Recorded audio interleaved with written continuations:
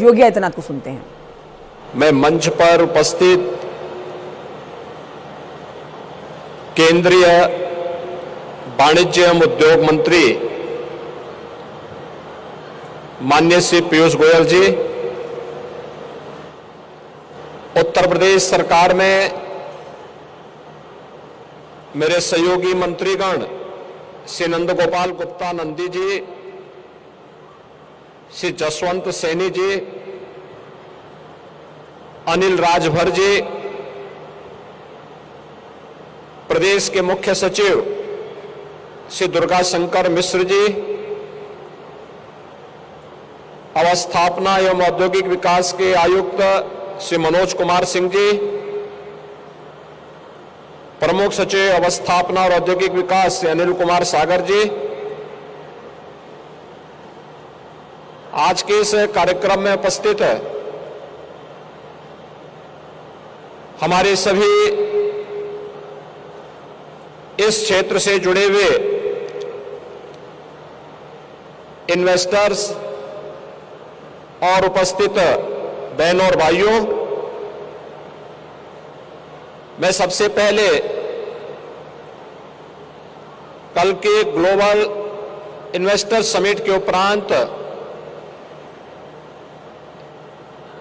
उत्तर प्रदेश की चतुर्थ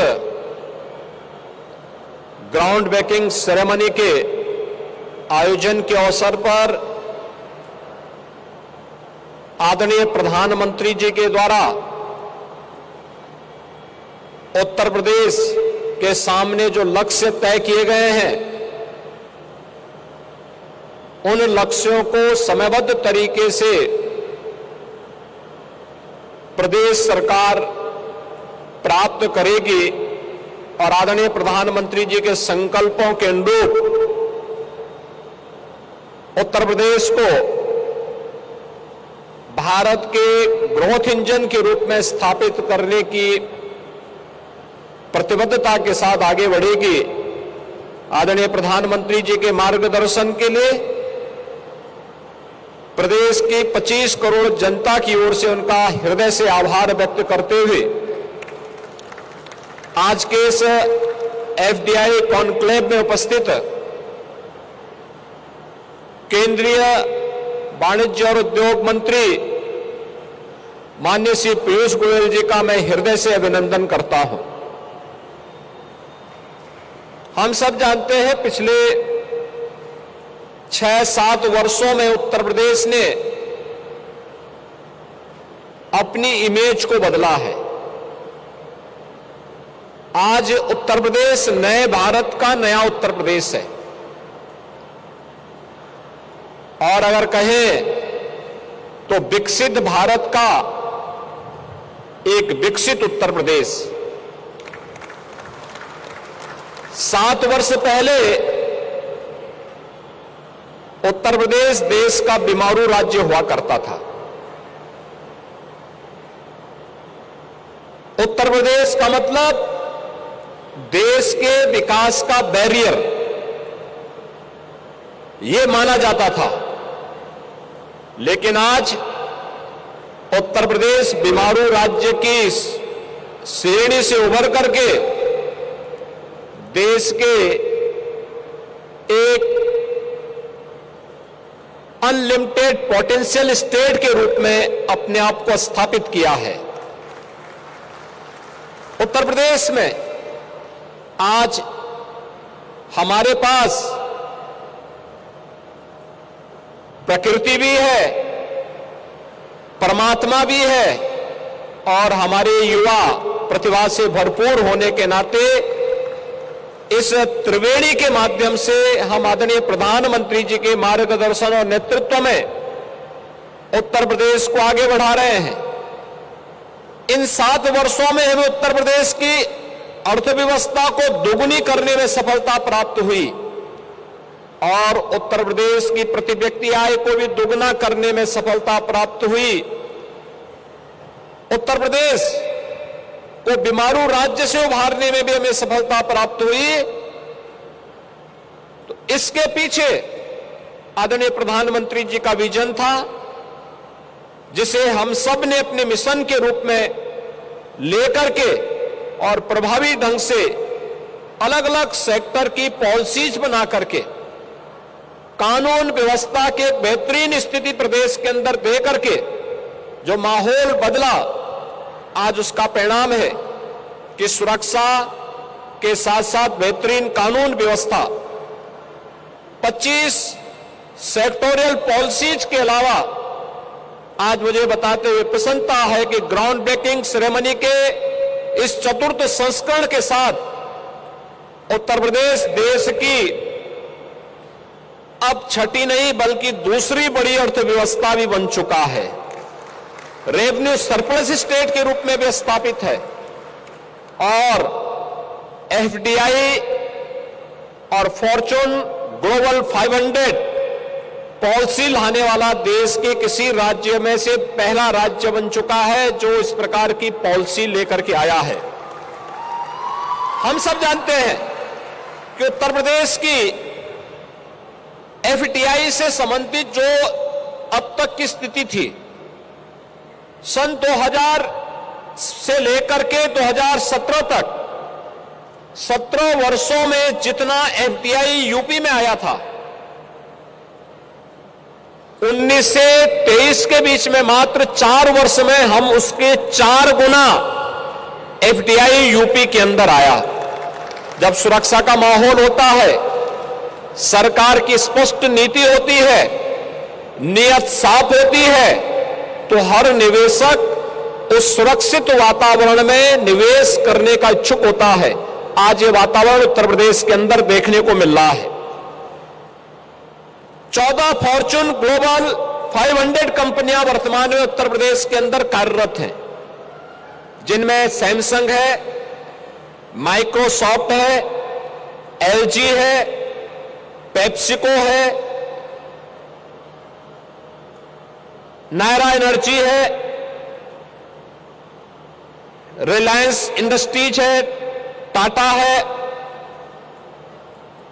हिंदुस्तान यूनिलीवर है, हायर है, आइकिया है। ऐसे 14 फॉर्च्यून ग्लोबल 500 कंपनियां उत्तर प्रदेश के अंदर आज कार्य कर रही हैं, सफलतापूर्वक अपने बिजनेस को आगे बढ़ाने का कार्य कर रही हैं। और इसीलिए उत्तर प्रदेश ने जब ग्लोबल इन्वेस्टर समिट 2023 अपना आयोजित किया था, इसमें 400 बिलियन US डॉलर के निवेश के प्रस्ताव उत्तर प्रदेश की एफडीआई के ड्रीम डेस्टिनेशन के रूप में उभरने के एक नए संकेत करते थे। लेकिन उनके सामने चैलेंज था और उस चैलेंज को ध्यान में रखते हुए आज जब हम लोगों ने ये पॉलिसी दी है, तो इस पॉलिसी के तहत हम लोगों ने लैंड सब्सिडी के लिए, कैपिटल सब्सिडी के लिए, स्टैंप एंड रजिस्ट्रेशन में और इलेक्ट्रिसिटी ड्यूटी में भी हम लोगों ने जो छूट दी है, यह फॉर्च्यून ग्लोबल 500 कंपनियों के लिए यूपी एक नया ड्रीम डेस्टिनेशन बनकर के उभरा है।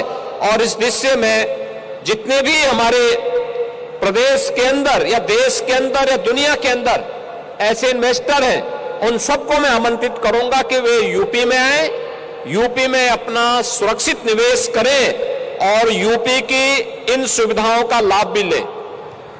यूपी आज इस दिशा में कुछ नया प्रयास प्रारंभ किया है।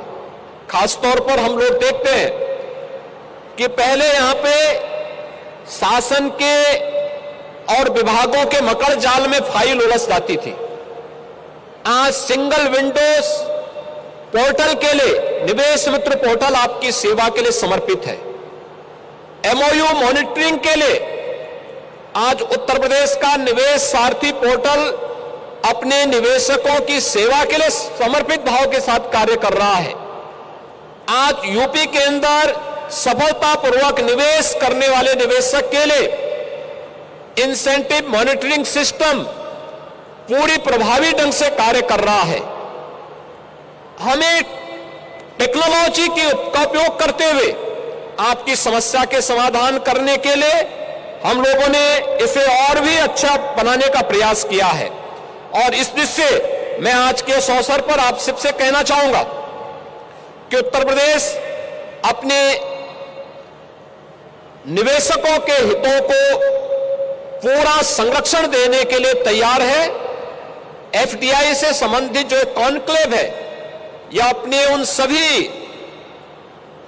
एफडीआई और फॉर्चून 500 जो कंपनियां हैं उनको प्रदेश के अंदर अधिक से अधिक निवेश करने और इस पॉलिसी का लाभ लेने के लिए मैं उन्हें आमंत्रित करता हूं।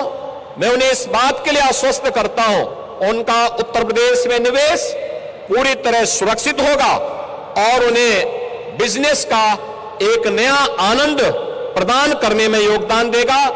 मैं आज के इस कॉन्क्लेव में अपना योग्य मार्गदर्शन प्रदान करने के लिए केंद्रीय वाणिज्य और उद्योग मंत्री माननीय श्री पीयूष गोयल जी का हृदय से आभार व्यक्त करता हूं। और जिन महानुभावों ने मंच पर अभी उत्तर प्रदेश के इस माहौल के बारे में यहां पर अपने विचार व्यक्त किए हैं, उन्हें भी हृदय से धन्यवाद देते हुए आप सबके प्रति भी मैं हृदय से धन्यवाद देता हूं, आपका अभिनंदन करता हूं। जय हिंद। बहुत बहुत धन्यवाद माननीय मुख्यमंत्री महोदय। और अब इस कॉन्क्लेव में धन्यवाद ज्ञापन के लिए मैं इन्वेस्ट यूपी के सीईओ श्री अभिषेक प्रकाश जी को आमंत्रित करता हूं। श्री अभिषेक प्रकाश। आज के इस एफडीआई कॉन्क्लेव आप देख